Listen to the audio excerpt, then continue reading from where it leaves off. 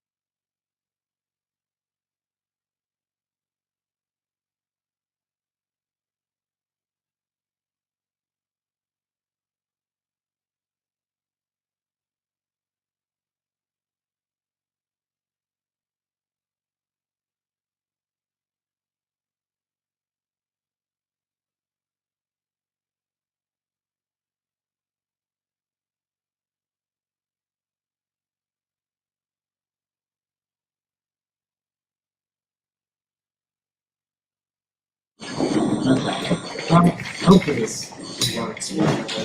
We'll see. All the things.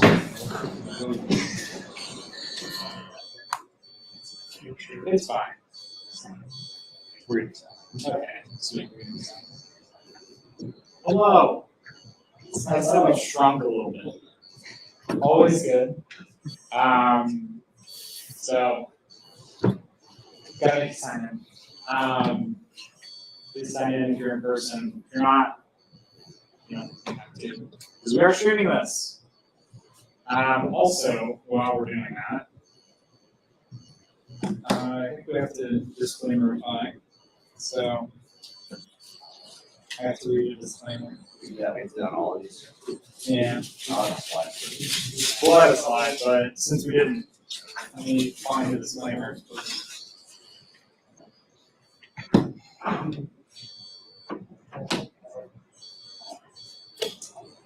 Here we go.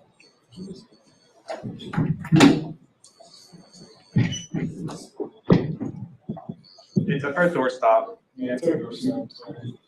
So those of you on stream, we're using roller chairs as doorstops. So apologies if there is. It's here. Okay, if I can't find the disclaimer, I'll give the gist. Use of the UC name and brand, not necessarily, endorsement of us or a super organization, blah, blah, blah, blah, blah. We'll add it in the description, I guess. It's fine. Again, ways to connect. Imagine if you're here, you've already done this, so I'm just gonna skip it. Okay, next week, we're gonna be doing intro to CTF. Always fun, and then also talking about Codebreaker, which you don't even know a ton about yet. Starts on the 28th, so that's cool. It's not really CTF, but sort of. It's competition. I mean, it is. It's just a long-term CTF. Yeah, that's fair, I guess. Several months. It It's starts from the end of September till middle of December. yeah. Changes every year. But generally there's some good RE, generally there's some good, there's a good mix of everything. There's a lot of really good problems. Yeah, so a lot of good mixture. If you do really, really well, We'll get a job offer. yeah, $50. And then if you finish the thing, you get a prize. That changes every year. Last year's was medallion. Jack got one. Well, last year was also a fidget spinner. So was the year before that the medallion? It was also a fidget spinner. If you complete the challenge, you get this giant challenge coin from the NSA that has the NSA's logo on it in a nice box. It's a really good box. Yeah, there you go. And it's really cool. That's the one I was talking about. The fidget spinner. Honestly, the fidget spinner is pretty cool too. Like, it's just, Fidget spinners actually function. yeah. Hey, the coin is sitting up on my desk, and I feel pretty cool when I look over to it. She'll bring it next week.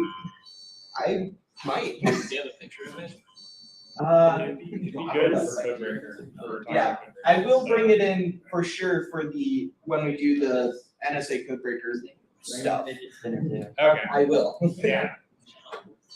Anyway, beyond that, fall season for NCL.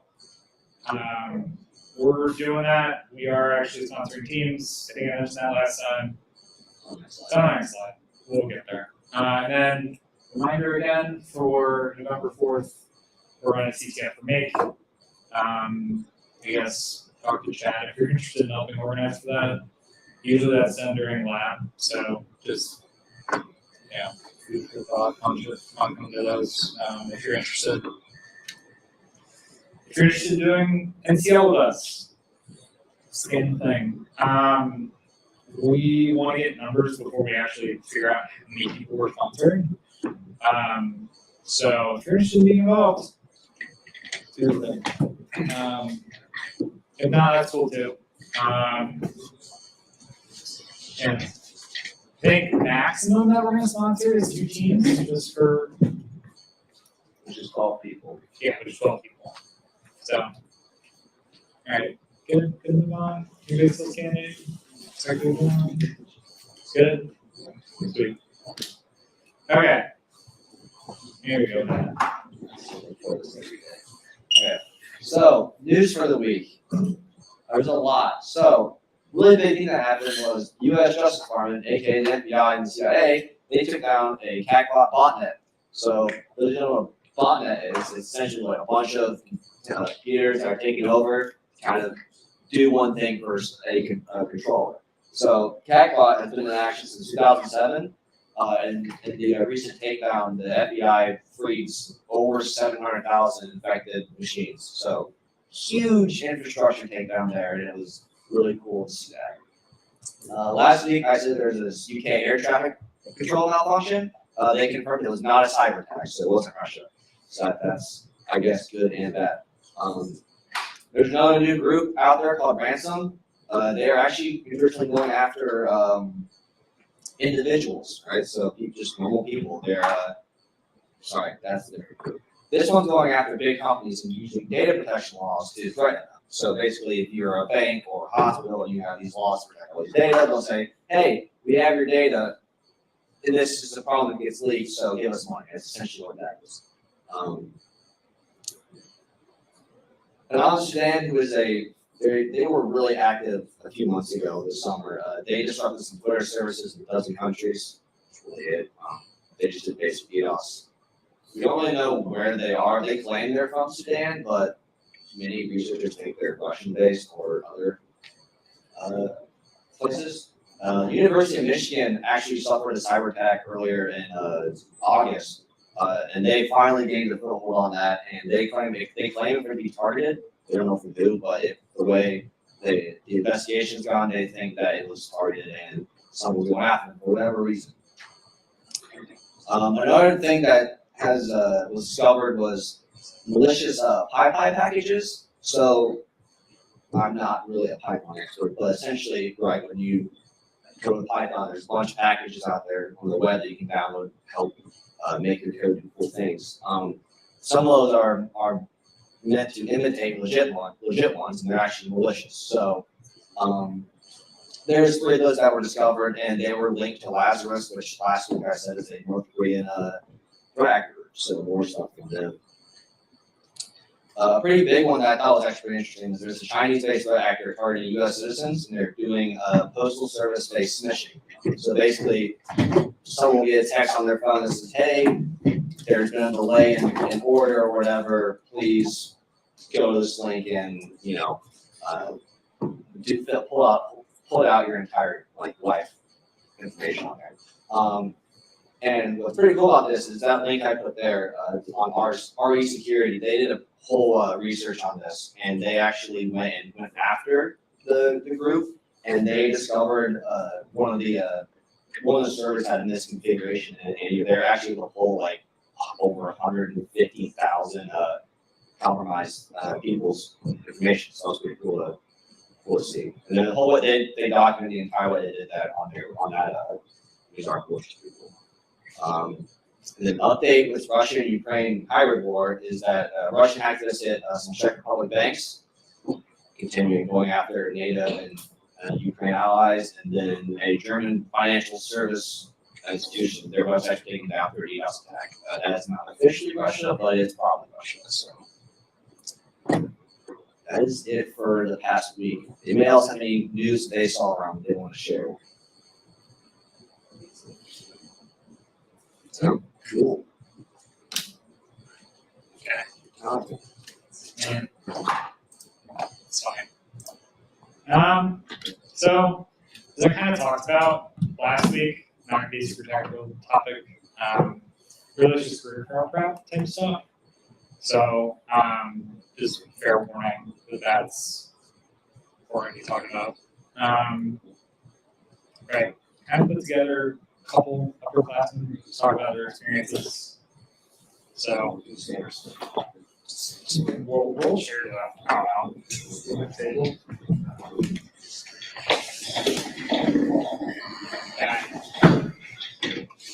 So good job, Chad. So I guess we can start with Chad. We're going to talk about, I guess, who you have worked for, what generally you do. Don't commit crimes, Chad. And I don't know, basic information about you in case people want to. Well, I'm Chad, Vice President of Cyber BC, if you didn't know. I've spent my last 5 co-ops over at Northrop Grumman, up at their Cincinnati branch, called Citron, which has been fun. I've done a variety of different things there on the different programs. So they kind of just send you in onto programs that they do with the customers. So you're doing a lot of interesting work. I've done one rotation in web development, another in more embedded systems, and then another in more the side of embedded systems / a bit of reverse engineering and stuff like that. And it's been fun times. That's all you're really good at. So I'm Matt. I've only done 3 co-ops so far. I'm in my 3rd one right now. My first one was at a company called Kimberly-Clark. So they're based in Atlanta, Georgia. They're a they're a paper manufacturer. So they make toilet paper, diapers, all that kind of fun stuff.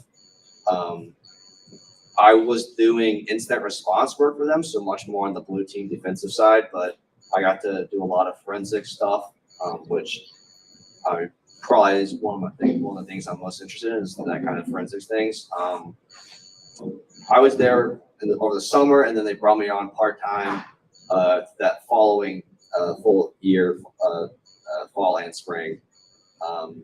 After that, I moved to Fifth Third. So they're a local company here in Cincinnati. Their headquarters is downtown on Fountain Square, but they also have a big office building in Madisonville, which is just east of Norwood. That was where I was over the summer, and over the summer I was on their red team. So I was doing a lot of hands-on both malware analysis, see what we're seeing, but also kind of imitating that, how we can break into the bank and do some cool things with that. I really only had one big project, which was going after ATMs. I can't really share how we did it, but we were successfully able to look at an ATM and go, okay, give me money, and it will dispense money. It was really, really cool. And then now I'm still at Fifth Third, but I kind of switched roles. I'm now on their threat intelligence team. So I kind of look at the threat landscape and see, okay, there's a reason I did the news for a reason. Who's active, who's going after what? Is this threat actor group pose a risk to us? Are we seeing what other financial institutions and other big companies are seeing? Kind of just making sure that our detection team has everything that they need to be as successful as they can. So that's kind of where I'm at right now. Yeah, no pressure. All right. Mine's less interesting considering this is a security crowd. So my co-ops were IT specific and not security specific. And I was at Edited Technologies, and they are a research and development company that has an office in Norwood and also Beaver Creek. And most of their contracts are government contracts, but not strictly government contracting.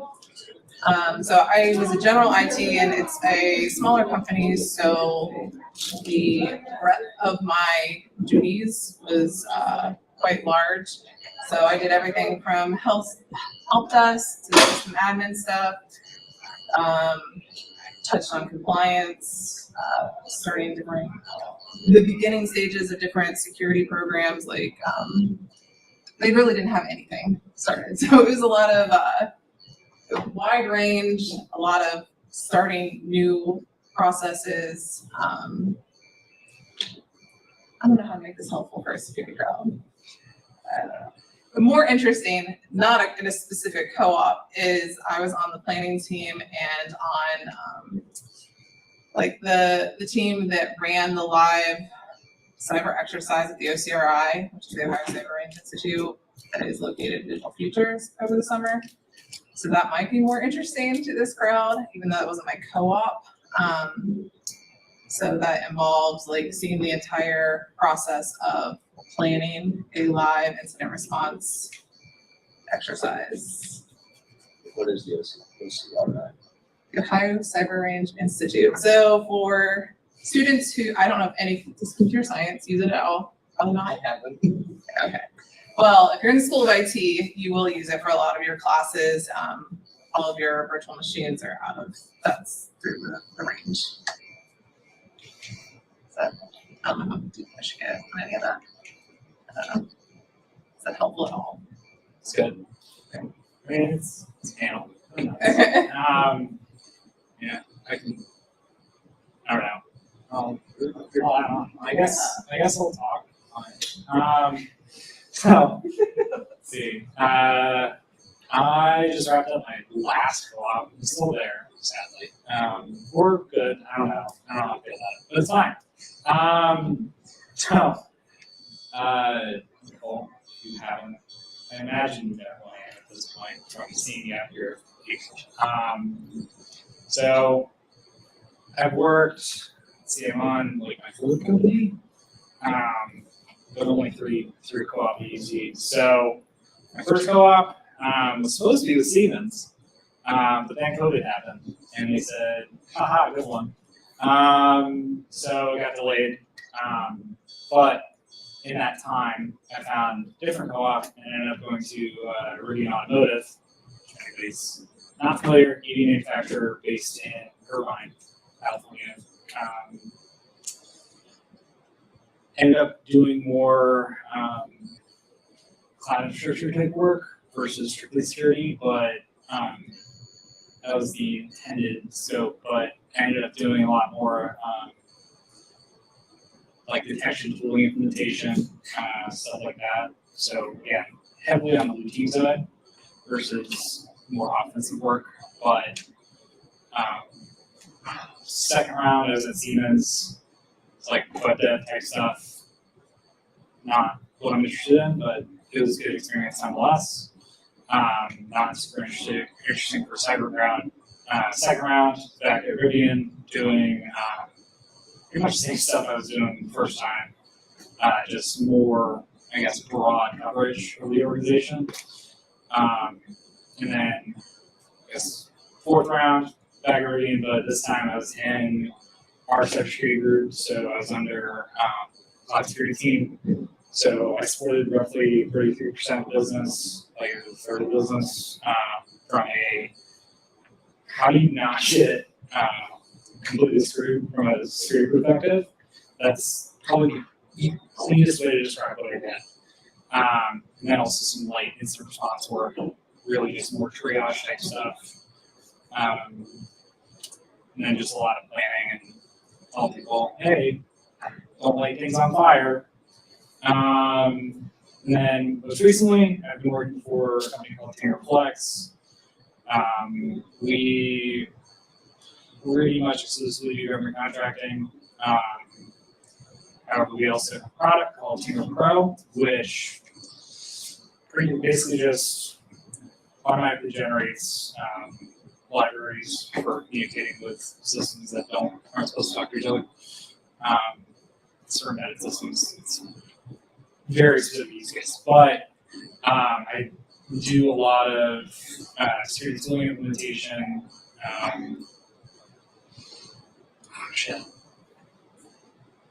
Pretty much all things AWS there. I'm very much a cloud person, like technically, versus hardcore security. So that's kind of what I did. So I should do. It's not a super good description. I guess we'll go back to Chad with everybody with how did you find your co-ops? What were what, if any, successes you had at like career fairs? Other methods like how, for example. Oh, mine's a little bit of a weird one. I got my co-op from here in Cyber at UC. The president at the time, Chris Morrison, put in, or no, he was the content head actually at the time, right? Yeah, he was president next year. Yeah. Yeah, so he was president the year after that, but he put in a good word for me at a Northrop Grumman event that I think we had helped run, the Cyber EC team had helped run. And so it was basically just, go there, learn about what Northrop Grumman does, and a recruitment event for them. And he had put in a good word, which just helped my process through getting into Northrop Grumman. And so while I did go to the career fair, I had known at that before then that I was going to get the co-op with Northrop Grumman, so it had been more of a practice type thing with the elevator pitches and all of that. But yeah. My experience is a little bit all over the place. So, how many of you in here are freshmen, by the way? Just quick hands. Okay, so bad news for you. Career Fair is probably not going to be a success unless you have a super, super crazy resume. For some reason, the people that are there are only looking for almost or just upperclassmen. Like I remember there was a freshman, like, yeah, you give them your resume, but they won't actually talk to you unless like, I don't know, unless again, you have something crazy on your resume they've never seen before. Which is a bit stupid in my opinion. They should give you a chance, but they are there for a reason and they want a certain person, So that is what it is.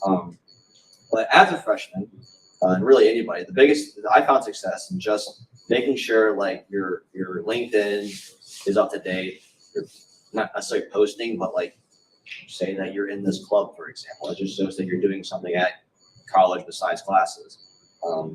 If you don't have Handshake set up, get it set up. That's how I got my first one. A bunch of recruiters from outside of Cincinnati, they use it. That's how I got my first co-op. I had my Handshake set up. I set up like probably around this time, freshman year. And then in October, I got a message from a recruiter, Kimberly Clark, and she goes, hey, we got this opportunity that we want to do it. I was like, sure.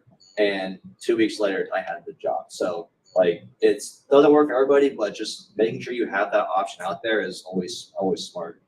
And going back to Career Fair, it can be good because that's kind of how I got my second in this one, because I knew a guy who worked at Fifth Third. I've done something before.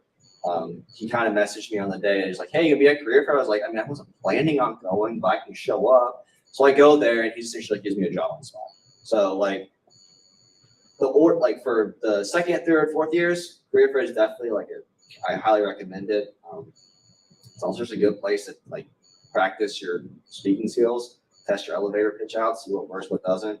Get to know what companies are in the area because there's a shit ton. It's kind of all I got. Oh, and also PAL is interesting. It works half the time. It's a good place to kind of just like bulk send out your resume. It's hit or miss. But I know people who it works for them and none at all, and I know people who they've gotten a great job and they go off all 5 years from the place they got off PAL. But again, really just hit or miss. So I don't think I actually introduced myself, did I? No? Okay. So I'm Christine, for anyone who didn't meet me, and I'm not on the board, but I am on the board for Women in Cybersecurity, which is out of the School of IT. But anyway, so I'm a non-traditional student, so I was 2 of the co-ops out of 5 I don't have to take, so I have a different experience. I did go to the Career Fair once before I had a co-op here. My impression of it when I went was that it was just very broad. It's for all of engineering, it's all computer science, all School of IT. So I was like, what even applies to me here? I don't know if it's any better than when I went. No. Okay. For PAL, that was also a frustrating experience because there's like these requirements, and it was like, what do I hate least? A lot of the times is what it came down. I mean, there's some decent positions on there, but then when it's like, I don't know if it's for computer science, but I know it's like this week you have to have 75, and then it's like 120. Exactly like that. Yeah. So I'm just like, it got to a point like, okay, which ones do I hate least? And I was really frustrated with, you would see something, it would say like reference to something that was 2 years ago. I'm like, is this valid? What is this? Yeah, so it's okay, but it's not great. Still obviously have to do it. Handshake's okay, I didn't get anything through it. So I was also a TA for the OCRI, but that wasn't a co-op experience. That was like literally they sent out like a memo or an email or something. And I was like, I'm not really qualified for this, but I think no one else applied. So I was a TA for their Security Plus certification. And then, well, I think they just called it cybersecurity. They didn't say it was Security Plus, but that's what it's for. For my actual co-op at Edugent, it was weird because they emailed me and I had never even heard of the company. I kind of thought it was a spam email at first. I was like, oh, maybe this is legit. I think I did ask them after I had the job how they even got my email, and I think they had just asked the co-op advisor for some people who might be interested or who were still looking. So it worked out. My experience with the cyber exercise comes down to if you know, I don't know if you've heard this, if you haven't heard it, you should hear it, how important networking, and I'm not talking about computer networking, is, because it was literally someone I knew was invited to join the planning team and they needed volunteers. They don't want to post. They don't want just any random people. And it was like, you don't even have to apply. You want on, here you go. And then when I wanted to come back, all I had to do was ask, and it was like, sure, yes. People in this room are great people to know if you haven't figured that out, because we're all, in the same spots. They're graduating, so they'll have actual jobs, right? They're gonna be good references. So keep that in mind. So I also have a non-traditional education. Did you have any problems getting your first co-op, since you didn't have the first two, I guess? Yes, so I have an associate's in business administration, which is not completely useless. There are soft skills that are valued, but it depends who you ask whether they value it.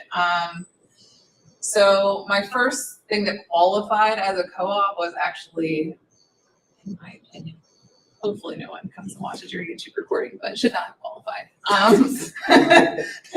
It was a very short stint as a TA for the early IT summer camp, which was not challenging at all. It's something that if you get the opportunity, great volunteer experience, it didn't personally add anything to my skill set for my resume. So, but that was technically the first thing I counted as a co-op for me here. But I also didn't talk to a co-op advisor until after I had started my first semester here. So I got kind of a late start on the search. And I think a lot of stuff had been taken that maybe would have been a possibility, because I started in a spring semester at UC and I didn't even start like the co-op search until like February 1st or something. That summer. Yeah. So it was, it wasn't an ideal timing. So I don't know if it could have been better if I had been more prepared with that timeline. I don't know if that helps you at all. So yeah, and then for the OCRI cyber exercise, it was literally after the first year participating, got kind of a late start in the planning team, but I was there for the actual exercise the first year and then just asked to come back. And so the lesson from that is, I wasn't sure if they'd let me come back. I was like, I don't know that I provided value the first time around, but just ask you. I mean, what's the worst case? They're going to say no. So I said yes. And, with that, another valuable thing is reply to your emails and reply in a timely manner. Reply to your meeting invites. If you get invited to things, go to them. If you cannot go to those, make sure you communicate that, because all of those things matter. Additionally, once you do start to network or once you are out of place, it also depends on your personality. I don't know if you guys would agree, but there's downtimes, there's socials, there's at lunch or whatever, whether you're going to be invited or recommended for things in the future, like, hey, that person's cool to hang out with at lunch or whatever, or like we have to sit in a lot of meetings together and we can make jokes in between, and you get recommended for things if they're like, God, I can't stand that person. Yeah, they do good work, but like they're so annoying, or they're, your personality does matter. So be likable, be responsive, value networking with industry people, and networking with upper class people, but also your peers. Did we touch on all the things? Because I can ramble on. You touched on a lot of things. So You know, I can talk. There you go. It is 6:30. It is 6:30. That's probably right. Yeah. I mean, I can see mine or just. Okay.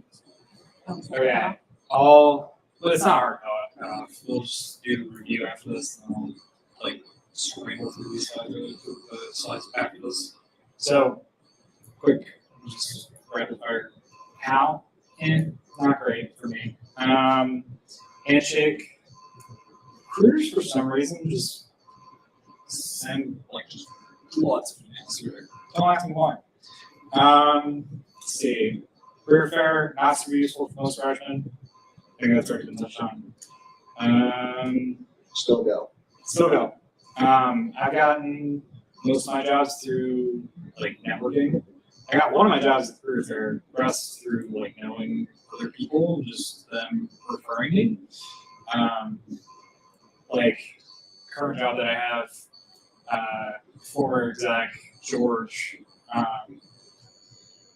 he was working there. He's like, "Hey, I'm gonna be at Career Fair. Going to buy." So I was like, "Okay." Just one got a job. Not on the spot, but it's not like Northrop. But I got one in like a month and a half. So all good stuff. That's it. Okay, I'm gonna rapid fire through this, and then we'll do resume review if anybody wants it, or questions. Anybody have questions for the panel before let them go? Please use them. Did you say you went to Edigen Technologies? Yes. How was that experience? I have a phone screen with them like tomorrow, so I'm just kind of curious. So my position was interesting because they had literally just created it, and I don't know that they kept that on. So I'm guessing you're probably, do you know what? I applied for Nline, but like the email said Edigen, so I think that's something. Yeah, so Inline is under Edigent, and, yeah, I mean, if you want, we can talk afterwards. But there's a lot of great people on that team, and it is a small, it's a medium size, depending on how you define that, but it has still a lot of small company feel. Yeah, we can talk about like specific people and stuff after, unless anyone else is interested in hearing about Inline or Edigen. They do have machine learning, and software development co-ops there, if that's something you guys are interested in. But if no one else is interested in that, I'll probably just talk to you afterwards. Any other questions before we move on? I know, Chad, you stated more problem. Have you guys found anything qualities to look for when you're looking at companies, looking at positions, what to look for and what to try and avoid?